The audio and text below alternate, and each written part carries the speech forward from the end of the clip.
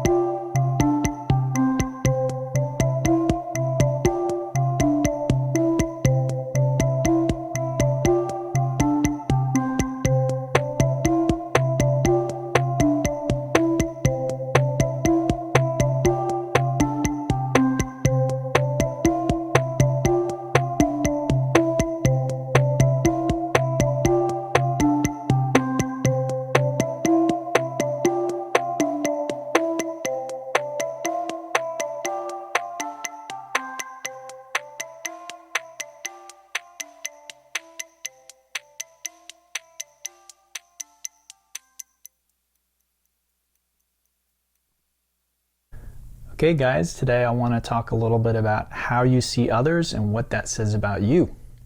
Before I get into that though, I want to thank all of my patrons on Patreon. They make these talks possible, and if you'd like to join that community, you can for as little as $1 a month donation, and you get access to extra content that I post there. So thank you very much. Okay, so let's talk about how you see others and what that says about you. This is again a spiritual talk, which means this isn't so much about facts and the way that the world perceives them, the way that the world perceives truth. So many of you have heard me say in the past, do you want to be right or do you want to be happy? This is something I've learned from my teachers. And this really is the choice. We might think, well, I want to be right and I want to be happy. That's not really what's on offer here. So we can choose to be right. We can gather all the facts. We can get the people around us who are going to verify our perspective. This is what most people do. And we prove we're right, but we're not happy. The truly happy are people who aren't concerned about being right. They're not concerned about judging others and proving others wrong and showing how others are deficient and not good enough. This just does not make us happy as human beings. It just doesn't. We're never going to be happy this way, even if we're proved right. Our ego might throw a little party if we're proven right, but it's not going to make us happy deep down in our heart. We're not going to feel content. We're not going to feel peaceful. We're not going to feel joyful.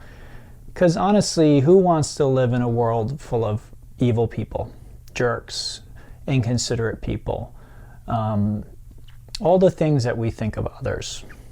Nobody does. So as strange as it sounds, it's just not possible to be happy, to be pleased with oneself. I'm so great. I don't do any of these things. Look at all the deficient people out there who have all these negative qualities. It's just not possible to be happy or joyful that way. I'm sorry. So this is what our ego tries to do for us, is it tries to say, look at you. You're so special. You're so great. You don't have any of these negative qualities. Look at all these other people that have these negative qualities. And it just really doesn't really work for us. It doesn't make us happy. So this is really what spirituality is about. And many of you have heard me say this in the past. Spirituality, at least as I teach it, is really about deep a deep, unshakable sense of peace, what in the Bible is called the peace that passeth all understanding. So you might say a peace that it doesn't make sense. And again, this is what I'm referring to here, is what I'm talking to here, is it's not about making sense. It's not about making logical sense. It's not about, but they did this and they did that and they did that. Yeah, sure. Those might be facts. They might be true even from your perspective and maybe the perspective of many others. But this isn't going to make us happy. So spirituality, as I teach it, is really about a deep sense of peace and joy. It really is about truth. And truth is not something that we can verbalize. It's not something we can put into words. It is beyond words. It's beyond understanding. It's one of the mysteries of life, you might say. It's right there in front of us always. The truth is right there. But it can't be put into a limited perspective. So the minute that we start to talk about right and wrong, good and bad, we have already taken a perspective, because these things, right and wrong, good and bad, can only be discussed from a limited perspective. When we get rid of a limited perspective, there's no such thing as right or wrong, good or bad, because something that is right for one person is wrong for someone else. Something that's good for one person is going to be bad for someone else. So again, if we think of let's just take sports, for example. If I win a tennis match, is that good or bad? Well, it was good for me, but it was bad for my opponent, wasn't it?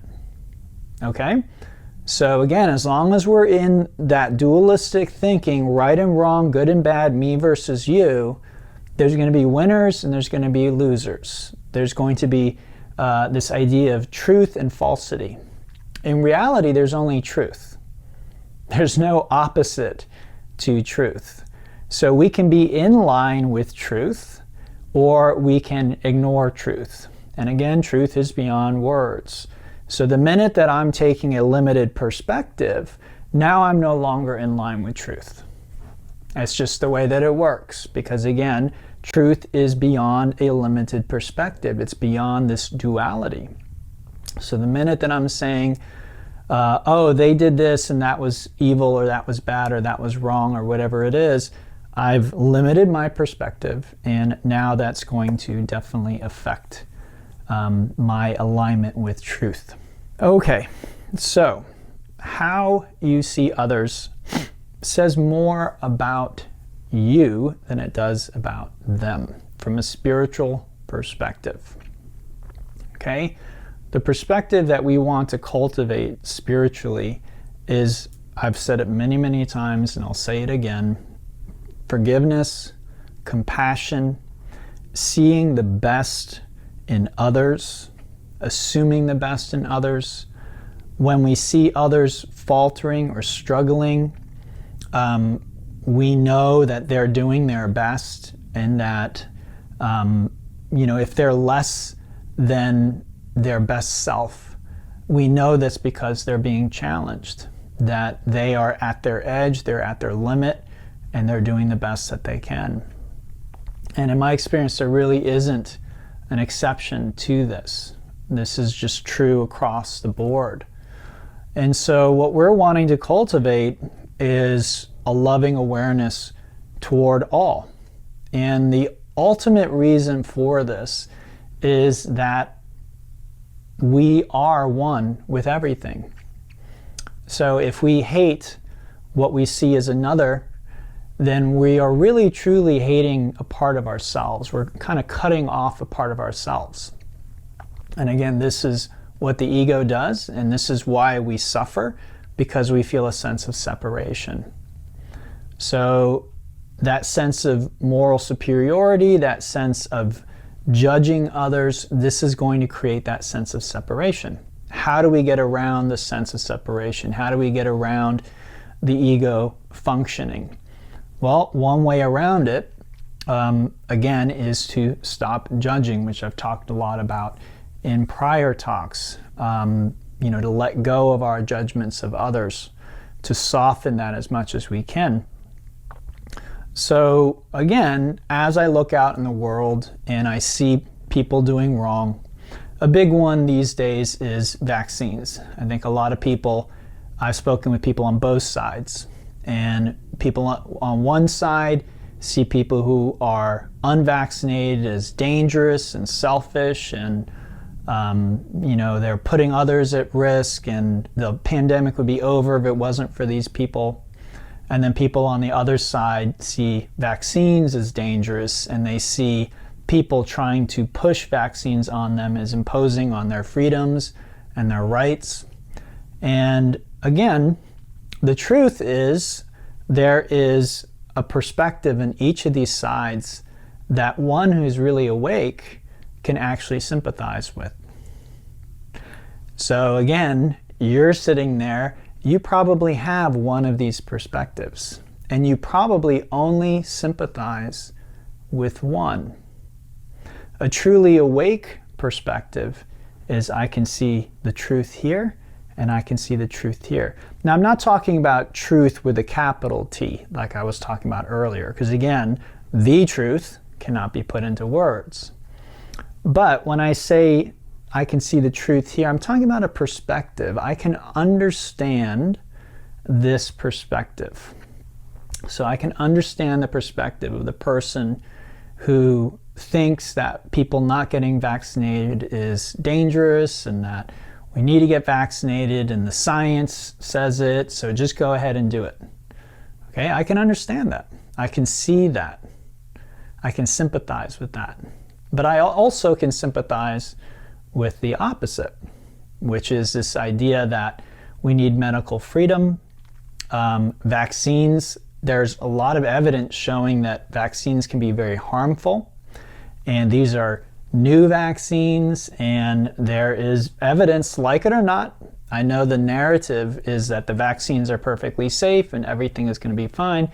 But actually, I've talked with many very intelligent people, including people who know about this stuff a lot more than I do. And there's at least reason to take pause. There's at least reason to question whether that narrative that the vaccines are perfectly safe and all this is actually true. So again, I'm not taking a side here, one way or the other. My point is that I can see both sides. So again, if I have one side, I see the people on the other side as selfish, as irresponsible, whatever it is, as people attacking me, trying to take my freedoms away. Whatever the narrative is, this is actually saying more about you than it is about them. Because again, you as a spiritual person, as somebody on this path, you want to be understanding other people's perspective more, not less. It's not about taking a side. It is about cultivating compassion, forgiveness, understanding, love. So the next time you talk to someone who's on the other side of the political spectrum, maybe try this exercise of seeing if you can understand, empathize with what they're talking about. See if you can see their perspective. I'm not saying agree with them, but see if you can understand their perspective. If you were sitting in their shoes, if you had had their experiences, then maybe you would see it the way that they see it. Okay? I just want to take a moment to talk about facts. Okay? So facts are facts. Facts are just whatever. This isn't the same as truth.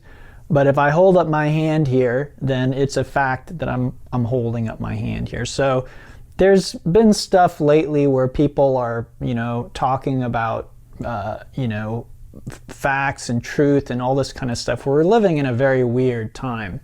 So I'm not really trying to call into question facts. A fact is a fact, and these are, again, I'm holding up my hand. That's just a fact. We don't need to argue about that or wonder about whether or not that is true or not. Now, where we get into trouble is I'm holding up my hand and that's good. I'm holding up my hand and that's bad. I'm holding up my hand and I shouldn't be holding up my hand. Now we're bringing in something else, right? So again, this is what I want to be very clear about. The minute that we're starting to take a stance on a fact, now we're bringing in our perspective, our interpretation of the facts. So facts aren't upsetting one way or another. Facts are just facts. They're just there. What gets us into trouble is when we look at a fact and then we invest a certain emotional, again, judgment or charge into that. So again, if I say something and that's on tape or on video, then I can go back and try and say, well, I didn't say that. Well, maybe it was said. So again, I'm not looking to say that we can just claim something isn't true or something didn't happen and that means it didn't happen. That's not what I'm talking about here. So facts are facts. If something happened, it happened. But what is really the problem for us is not facts. Most of us anyway. There, again, are people who are trying to alter facts or change facts or hide facts. That's a different thing than what I'm talking about here. It's not what I'm talking about here. What I'm talking about here is our perception and our perception of facts. So, as a spiritual person, as somebody on this path, of somebody looking to experience more peace and more joy, I'll share with you again my experience, which is you're not going to be able to do that if you are not working on seeing others in a better light, and you are not forgiving others and trying to understand their perspective more and more. So again, this is where judging others says more about you than it does about the other person. The other person might be right, they might be wrong, they might be inconsiderate, they might be stupid, they might be whatever it is that you're saying they are. Again, all of these terms are very much based on perspective, okay? One person can see a politician, a certain politician, as a genius, as a savior, as someone who is, speaking the truth that no one else is willing to speak. And others can see the same politician as someone who's very dangerous, self-serving, a real problem. So, who's right? Who's right? Again, this isn't necessarily about who's right or wrong. It really is about seeing the best in others and assuming the best in others. So another thing I want to discuss here is something called projection. So this is something that is discussed quite a bit in A Course in Miracles, which is a scripture I'm a big fan of. Many of you know. And the way that the Course describes projection, the way that it works is we feel such a deep sense of guilt and such a deep sense of unworthiness that the only way we can deal with this is to see it out there. We can't see it as a part of ourselves. So we create this idea of an out there, an other, and then we see all the problems out there. So again, this is where how we see others is saying a lot about ourselves, or it can. I'm not going to go so far as to say that everything negative you see is necessarily a projection. I think, it's possible, again, to see where people are confused. And that's another thing that I get from the Course, is if someone is acting in a quote-unquote evil way, if someone is trying to hurt you intentionally, if someone is doing something that is less than their best selves, this is really a cry for help. It's a cry for love. It's because they're seeing themselves as very small and very limited at that moment, and they need help. They're asking for help. So the way the Course puts it is every attack is actually a cry for help. And in my experience, this is absolutely true. That we human beings, if we feel loved, if we feel supported, if we feel safe, if we're at peace, if we have joy, then we automatically become compassionate, we automatically become loving, we are patient, we're forgiving, all of the above. And so if you think of some of the role models we might think of, so like a Jesus or a Buddha, these are role models. These are people who had cultivated this perspective, and this is the way that they're seen. The Buddha is seen as very compassionate. Jesus is seen as very loving, very forgiving, non-judgmental, and this is what they taught in one form or another.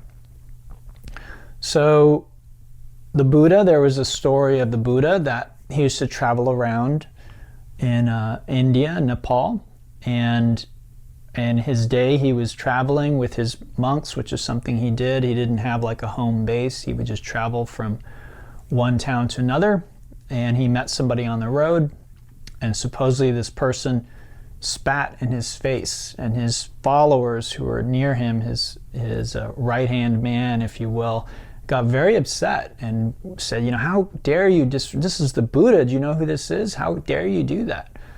And supposedly the Buddha said, well, stop. He said, for somebody to spit in my face, to be that upset, they must really have something weighing on them. Let's hear what this person has to say.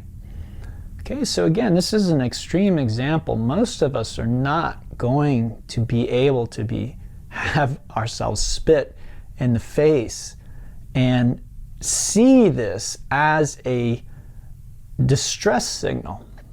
But this is exactly what we're asked to do. And I'm not saying that I'm perfect at this. Again, everything I give you guys, this is a practice, and these are things that I've found that help me feel more joy and more peace. Because again, as I forgive the world, if you will, as I forgive those people who my ego thinks has trespassed against me, as I do that work, I feel lighter, I feel more joy, I feel more peace, I'm happier, I'm also a better person, I'm more forgiving, I'm more compassionate, I'm more loving. Am I perfect at it? No, but that's not what this is about. So imagine someone attacking you, spitting in your face, maybe insulting you, calling you names. Would you be able to, as Jesus said, turn the other cheek?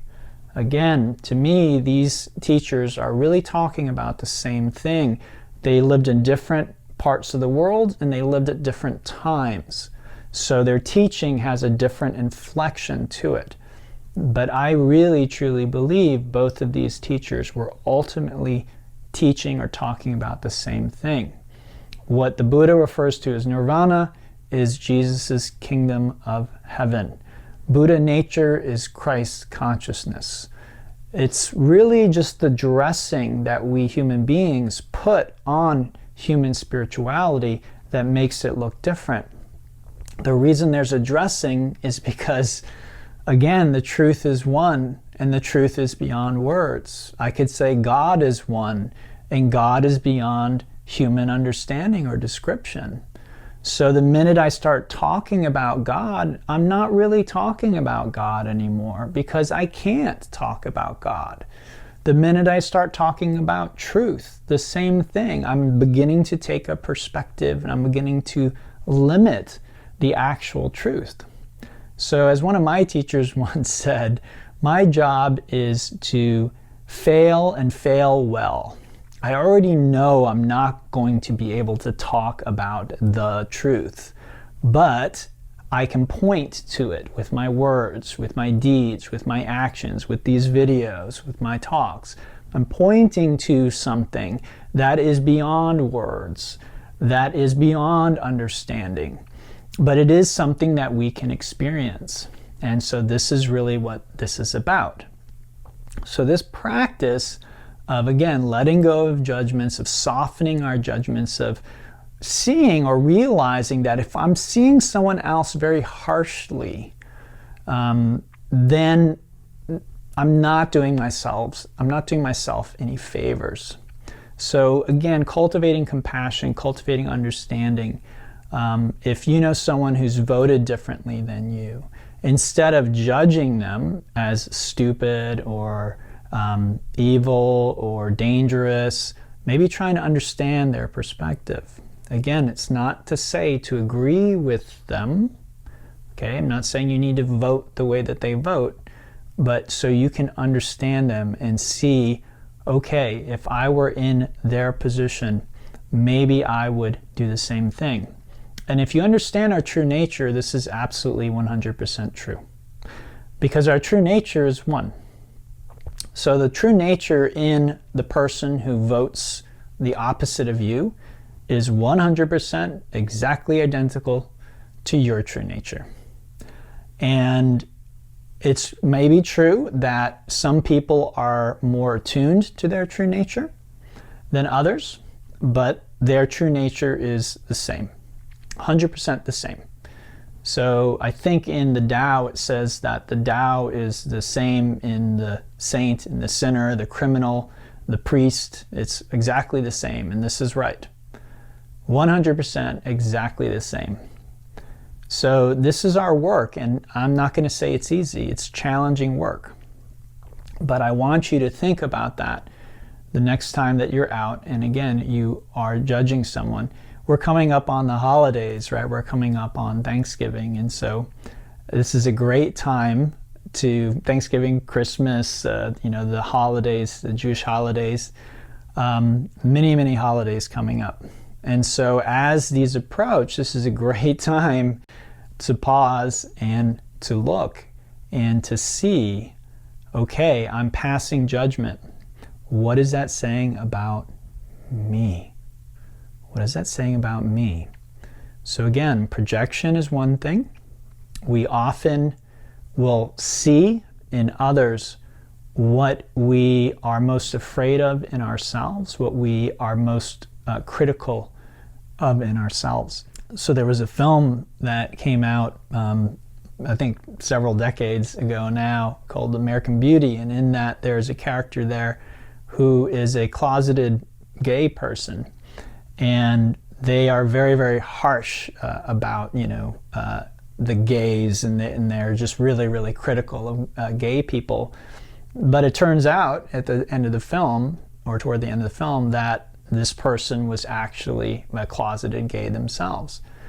So this is often the case with us. It's often what we are most afraid of in ourselves, what we're most fearful to admit in ourselves, again, is often what we're critical of in others.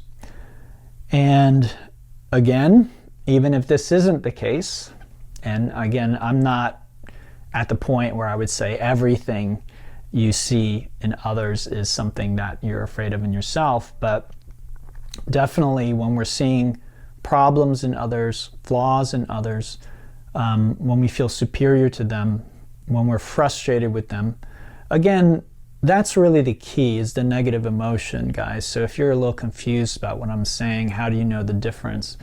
The difference is usually in the emotional charge. So again, if we are very awake, we may see how someone is acting against their own best interest, how someone is actually creating suffering for themselves, how someone is maybe actually misperceiving, and it's free of judgment, which means it's free of an emotional charge. We're very calm, we're cool, we're also open to feedback or being wrong. We haven't dug our heels in, right? There isn't this, no, I'm right about this. It's like, oh, okay, if we get more information, oh, I'm sorry, okay, I misperceived that. I didn't see that, or I didn't know this or that about them. It's very light. It's very free. It's very fluid.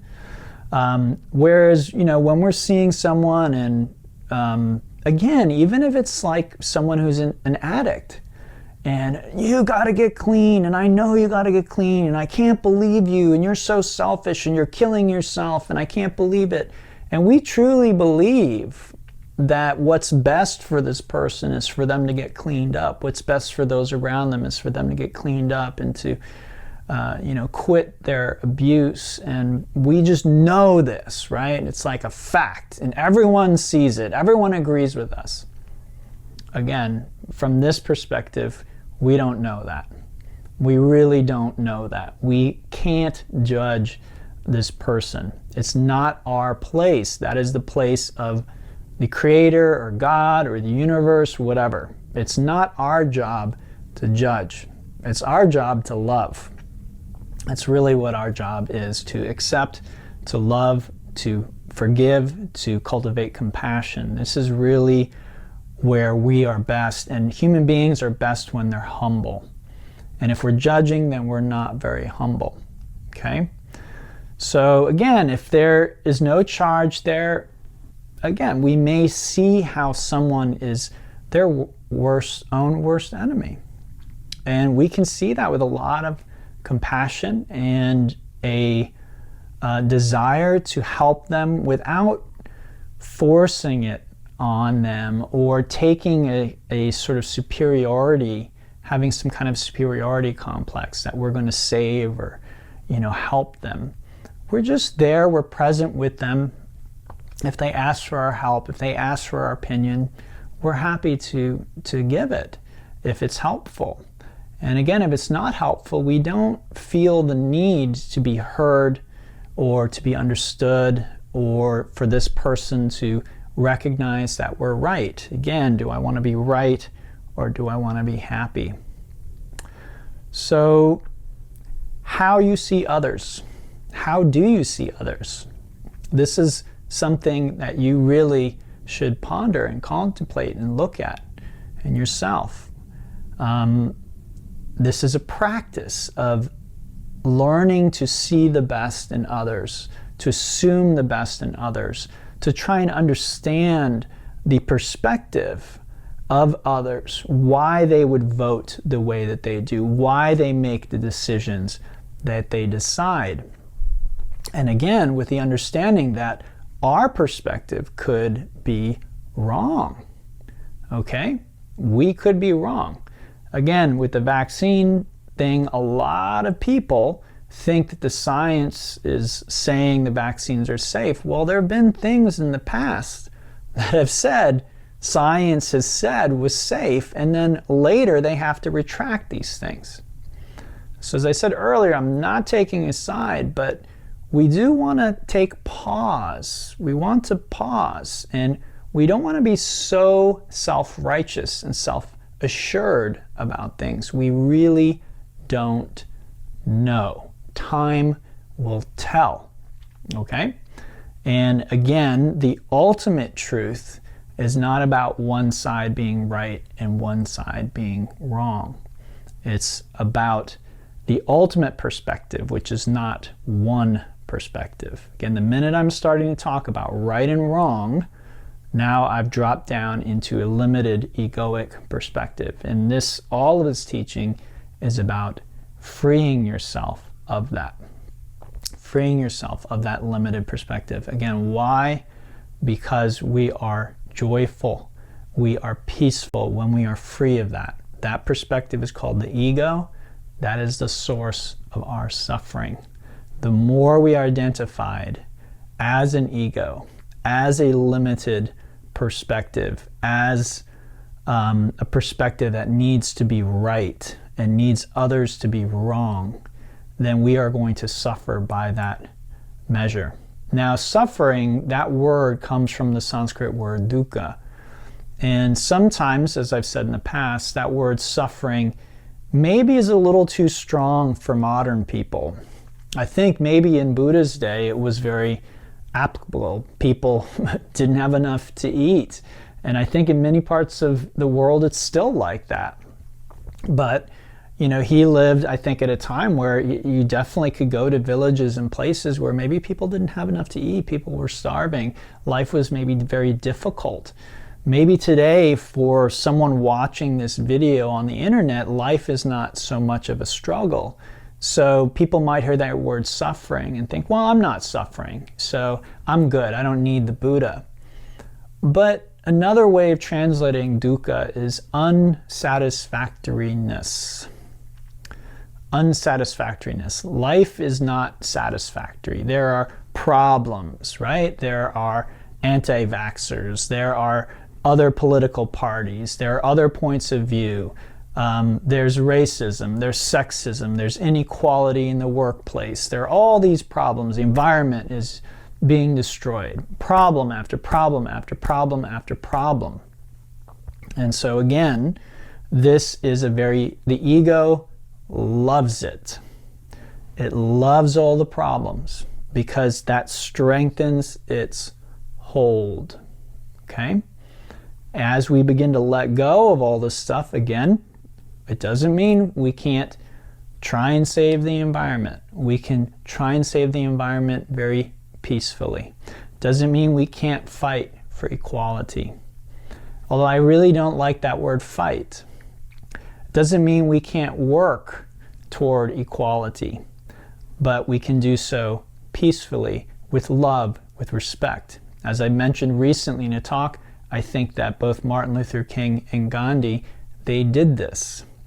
They tried to work toward equality without turning the people who had a different perspective than them into lesser than.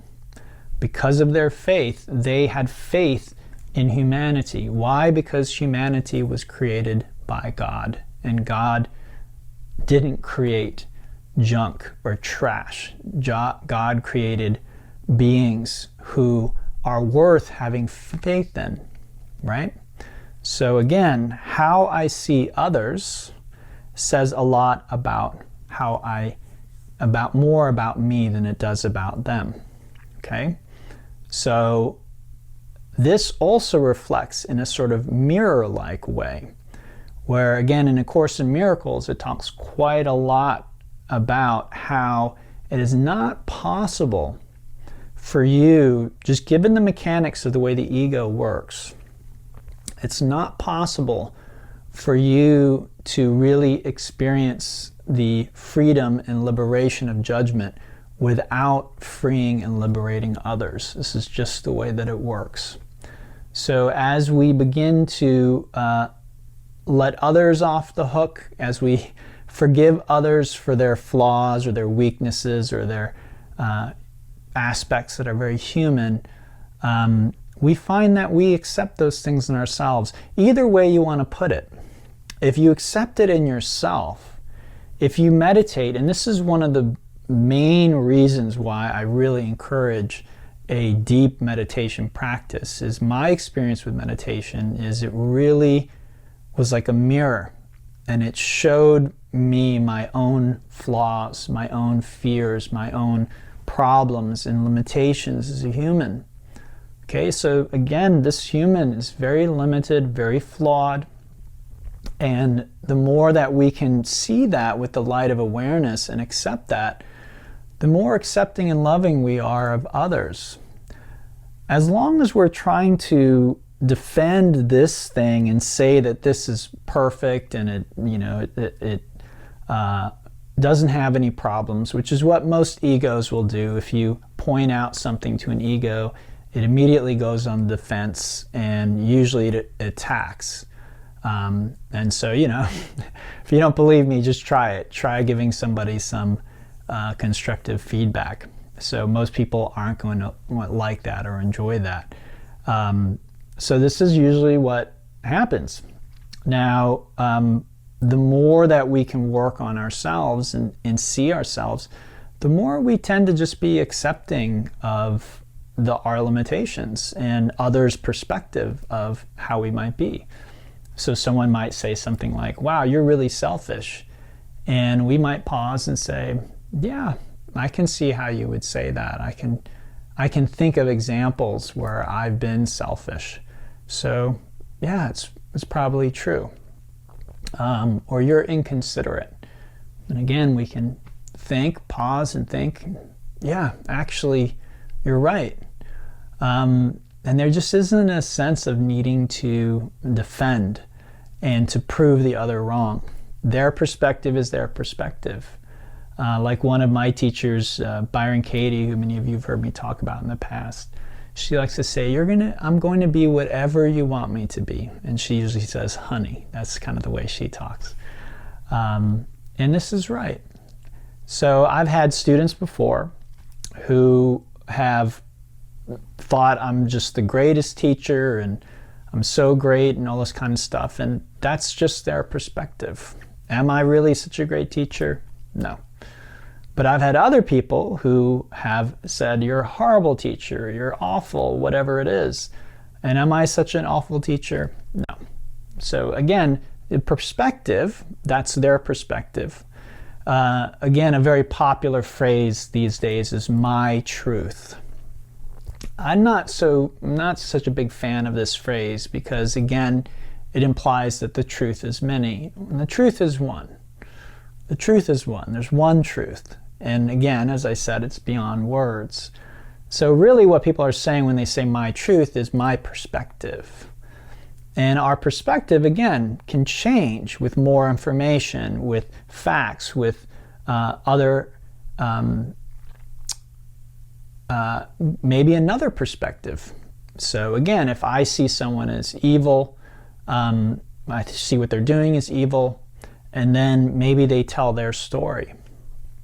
And again, hearing their story may not make me agree with their actions or their choices, but I may begin to empathize or understand. And this is really one of the big things about being human, isn't it? Is the fact that we can empathize, the fact that we can have compassion, the fact that we can understand one another. We don't have to actually be sitting as that other person. We can listen to their story, put ourselves in their shoes, and we can empathize. This is a very powerful quality because, again, this is our true nature. Our true nature is, it does have that capacity and that ability to be everything, because that's what it is. So the more that we as individuals cultivate this ability to sit in different perspectives, to see the rightness in people's perspective. Again, it doesn't mean we have to agree, but we're not so interested in making people wrong anymore. We're more interested in seeing how they are right, what is right about their perspective. The more that we can do this, the happier we're going to be, the more free we're going to be. Okay, everybody. I want to thank you for listening. I hope you got something from this. If there are any questions, please reach out. If there's any way that you feel that I can help you as a teacher, please let me know. And again, if you'd like to help support me in these talks, please check out the links for Patreon below. Till next time, namaste and have a good day.